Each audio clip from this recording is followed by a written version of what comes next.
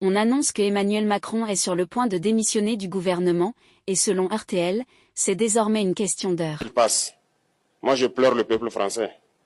Mais quand même, il est bien pour l'Afrique. Il est un mal nécessaire pour nous.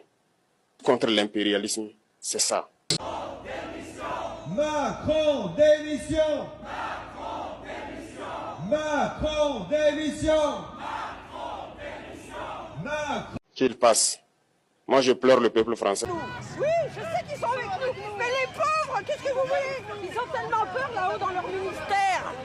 Ils ont peur dans leur ministère. Macron, Castaner, venez nous voir. Venez prendre le plat. Nous, on a les couilles. On a ce qu'il faut dans le pantalon. Vous êtes des petits. Des petits. Tout ce qui arrive, c'est ton visage, ta politique, nous n'en voulons plus. Tu es un menteur, un escroc, on n'en veut plus. En France, plus de 2 millions de personnes âgées vivent sous le seuil de l'extrême pauvreté. Il faut choisir entre le champagne pour quelques-uns et l'eau potable pour tous. Voici ce que disait Thomas Sankara, président révolutionnaire du Burkina Faso il y a déjà 40 ans. L'économie vacille, la pauvreté gangrène, et la colère populaire. Macron démission. Macron démission. Macron démission. Macron. Qu'il passe. Aujourd'hui, mais aussi aux anciens, qui doivent pouvoir expliquer à la jeunesse ce qu'ils ont vécu hier et comment nous devons nous comporter aujourd'hui pour pouvoir nous unir. Et je compte sur tout un chacun pour continuer ce combat partout où il est. Parce que nous sommes combattus. La France vit un effondrement silencieux de son économie, de sa politique et de son âme morale. Pendant ce temps, Emmanuel Macron incarne une gouvernance méprisante et centralisée, confrontée au rejet de son peuple.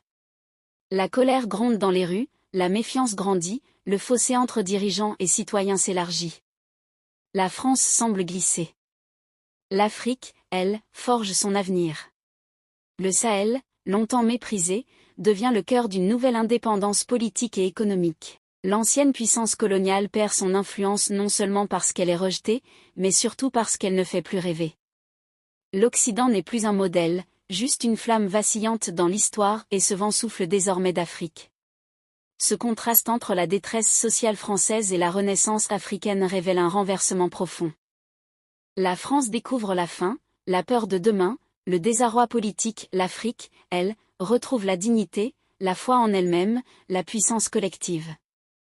L'histoire retiendra que, alors que les anciens maîtres s'effondraient sous le poids de leurs mensonges et inégalités, les peuples africains se levaient enfin non pour dominer, mais pour exister.